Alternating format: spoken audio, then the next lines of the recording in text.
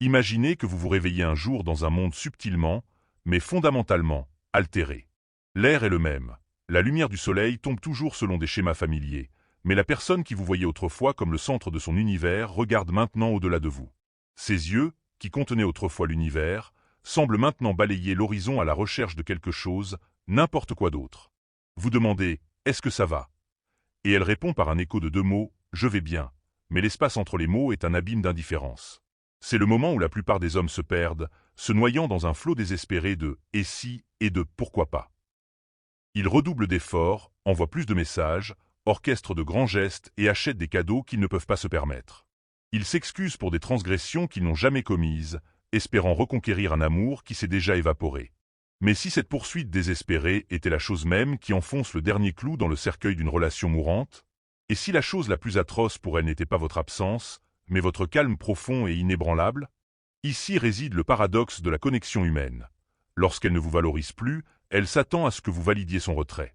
Elle anticipe votre panique, vos supplications, vos tentatives frénétiques de la reconquérir. Elle compte sur vous pour prouver son pouvoir.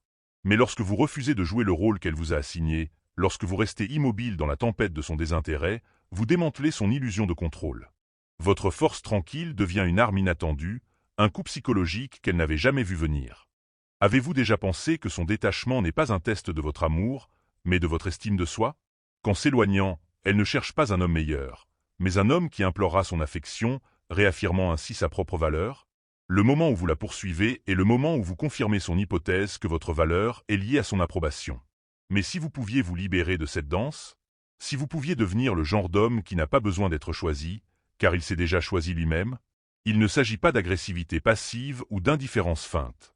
Il s'agit d'un calme stoïque, d'une dignité tranquille née de la certitude inébranlable que votre paix n'est pas négociable.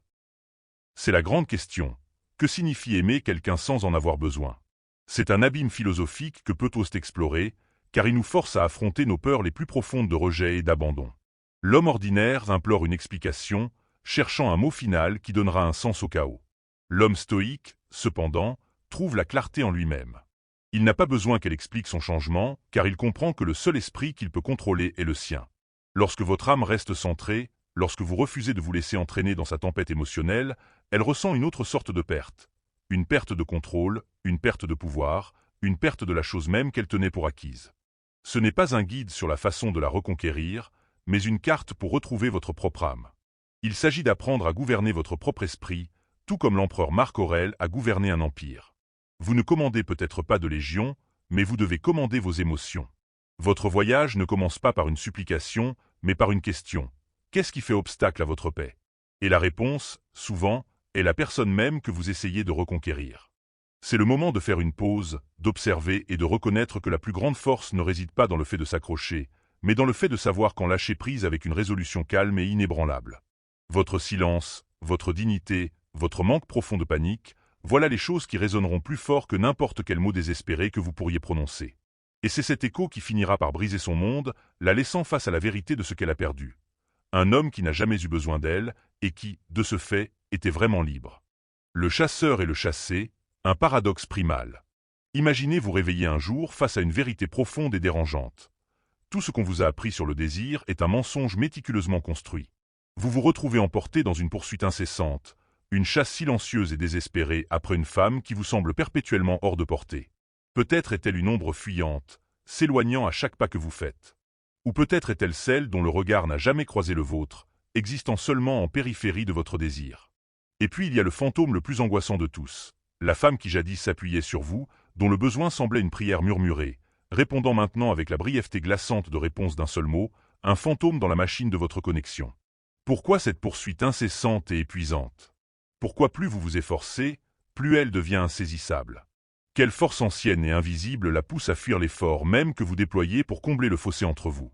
N'est-ce pas une cruelle blague cosmique que plus vous vous donnez, moins elle ressent, moins elle désire? Ce n'est pas un jeu de logique où l'effort égale la récompense. C'est la nature sauvage et indomptée de l'attraction primale. Et dans cette nature sauvage, dès l'instant où vous tentez de gagner son désir, vous avez non seulement échoué, mais vous avez éteint l'étincelle même que vous cherchiez à allumer. Vous ne conquérez pas son cœur avec des mots éloquents, ni avec une gentillesse de façade. Et vous ne la gagnez absolument pas par la supplication silencieuse et désespérée de votre besoin.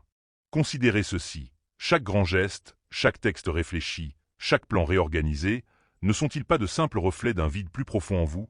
Une confession silencieuse que vous n'êtes pas assez par vous-même? Et si vous n'êtes pas assez à vos propres yeux, comment? Transforme. Vous parlez moins, mais vos mots ont plus de poids. Vous agissez avec une détermination indéniable. Vous portez une quiétude, une profonde maîtrise de soi, qui murmure « Je n'ai pas besoin que tu me veuilles, mais si tu le fais, tu ferais mieux de suivre. » Et maintenant, elle chasse. Non pas parce que vous avez joué un tour. Non pas parce que vous avez agi comme un « bad boy ». Non pas parce que vous avez lu un script de séduction. Mais parce que vous êtes devenu un homme qui ne s'arrête pas. Elle veut orbiter autour de votre élan, être invitée dans votre gravité. Non pas parce que vous avez besoin d'elle, mais parce que vous avez bâti quelque chose de si intrinsèquement précieux, de si profondément complet, qu'il mérite d'être partagé. Alors, abandonnez la vaine course à l'approbation. Au lieu de cela, poursuivez l'héritage. Cessez de chercher activement les femmes. Au lieu de cela, devenez l'homme qu'elle recherche instinctivement. Pensez comme cela, vivez comme cela, et elle vous chassera. Non pas parce que vous êtes disponible, mais précisément parce que vous êtes rare. Si vous en avez vraiment fini de chasser et que vous êtes enfin prêt à la laisser faire la poursuite, commentez ci-dessous, j'ai inversé le script. Qu'elle se demande. Qu'elle le ressente. Que votre silence parle.